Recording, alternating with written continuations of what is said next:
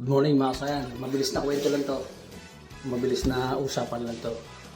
So yun na nga, nagbigay na si Senator Marcos na gagawing 6 years ang barangay election. So shout out sa mga kapitan. Tuwang-tuwa na naman kayo dyan. Mga kapitang kurakot, 6 na taon na naman kayo mangungurakot. Pati yung mga barangay kotong,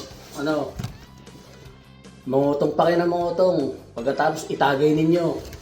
At shoutout din sa mga SK na wala namang ginawa kundi pumorma.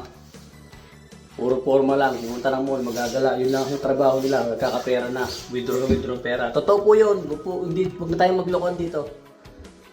So shoutout po At sa mga mayor na governor na tatakbo, shoutout din po at sana huwag niyong alagaan yung mga tao niyo sa City Hall. Ang alagaan nyo ho, ang taong bayan na nagluklok sa inyo, kaya kayo nandyan ngayon. Yun po ang alagaan nyo. Huwag nyo pong, yun po ang totoo. Kasi ang ibang mayor, ang alaga nila yung mga tao nila sa City Hall. Hindi na nila inaintindi yung mga tao, pero ang mga tao po ang nagluklok sa inyo dyan.